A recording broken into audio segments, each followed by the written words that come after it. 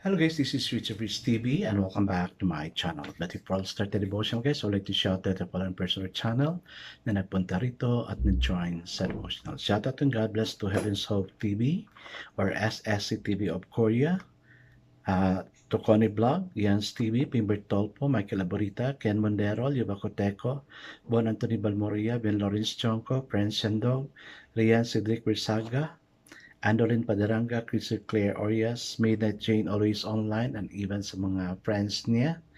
And then to Faustine Goldie Last. Shout out na rin sa mga hindi nakisabay na manood sa devotional, but still napunta pa rin dito para manood at makinig sa devotional.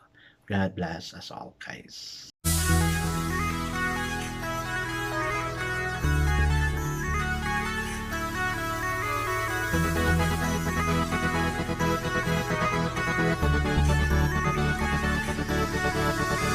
Rich TV, where you heard it, number one is on the top. Good advice is will never stop. Rich TV, where you heard it, number one is on the top. Good advice is will never stop. So, the first week of school is almost over. Friday na bukas, and praise God, no? Let's praise God kasi alam ko this whole week will be arranged, no? Yung mga confusion ng mga subject, yung mga time, yung mga teachers, for God will make a way. Maski yung sa finances ng bawat isa, I know for sure God will really be with us. Hi guys, let's now proceed to our devotion. Let's open the Bible to John chapter 17 verses 20 to 26. This is about Jesus prays for all believers. And still guys, I'm using the devotion sa the Bible because the words used is so simplified na maintindihan talaga natin. Okay, the word of the Lord in John chapter 17 verses 20 to 26 says, "My prayer is not for them alone. I pray also for those who will believe in me through this message, that all of them may be one. Father, just as you are in me and I am in you, may they also be in us, so that the world may believe that you have sent me. I have given them the glory that you gave me, that they may be one as we are one. I in them and you in me. May they be brought to complete unity, to let the world know that you sent me and have loved them, even as you have loved me.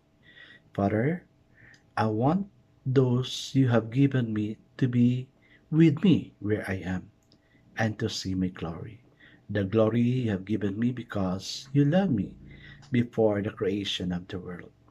Righteous Father, though the world does not know you, I know you, and they know that you have sent me. I have made you known to them, and will continue to make you known, in order that the love you have for me may be in them, and that I myself may be in them. Amen and amen. Ang ganda ng words ni Lord, guys, no? Wow, grabe, very powerful words yun. I guess let's now pray. Father God, we thank you that we have a God, Jesus Christ, kasi triune God ka, O God. God the Father, God the Son, and God the Holy Spirit. Lord, the time you have sent Jesus Christ during His time, O Lord God, here on earth. Napakaganda ng prayer niya, O God, that we may know you.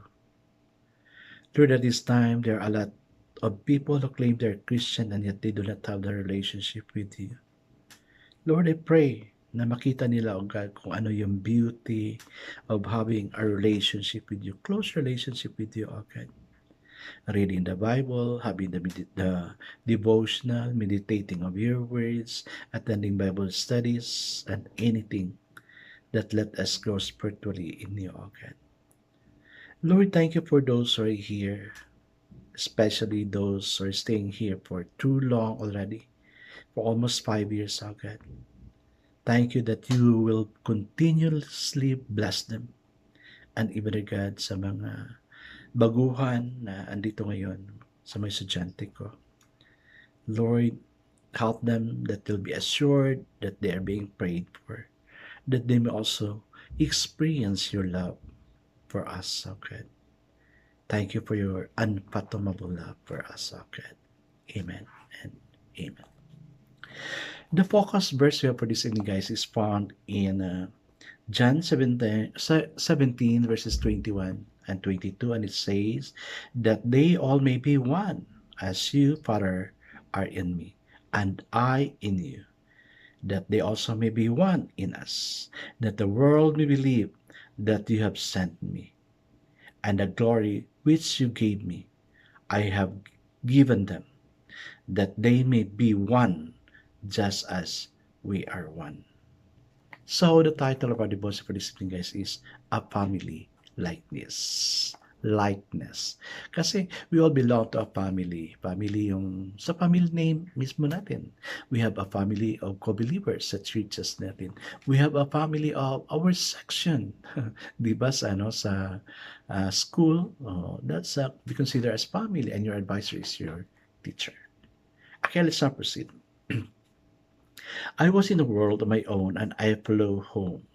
I just had finished every emotional talk with my sister and brother.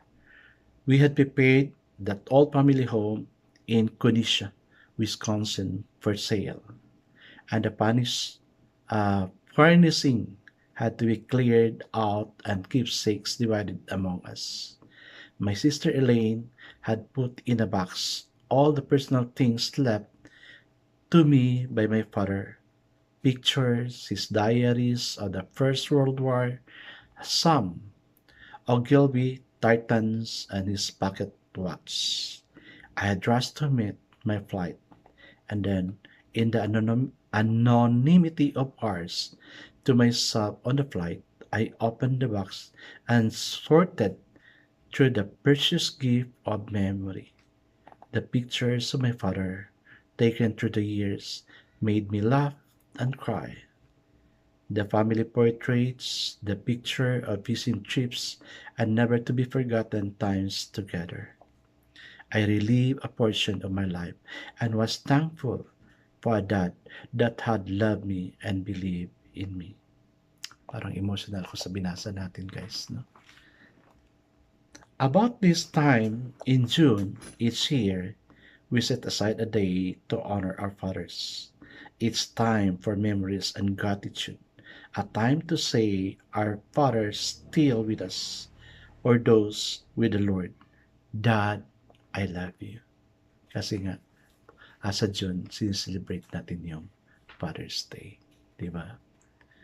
So, guys, I'm so hit of the word.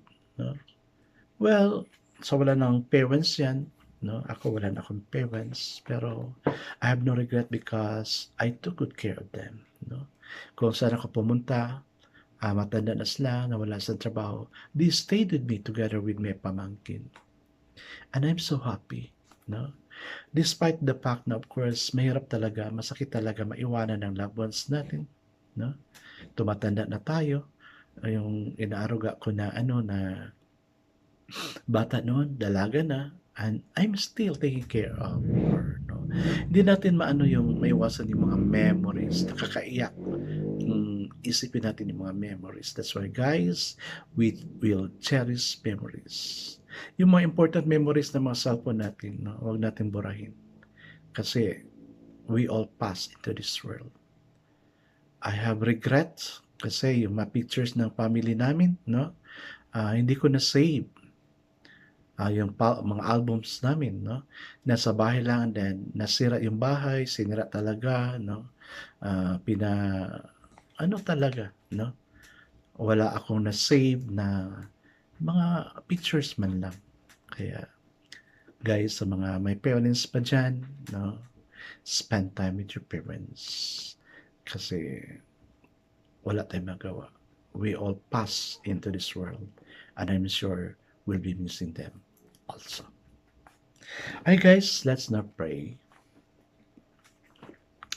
Father God, as we celebrate a special day to claim one of Jesus' most awesome promises, we can be like our Heavenly Father.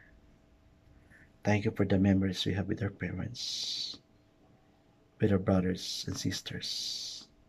Lord, thank you thank you and thank you. Amen and amen. Guys, remember, we all have family, and let's cherish the moment as we are spending time with our family members. God bless us always because I know God shall business 10 times better. This is again Rich TV. Kita-kita tayo muli at sa muli. Paalam!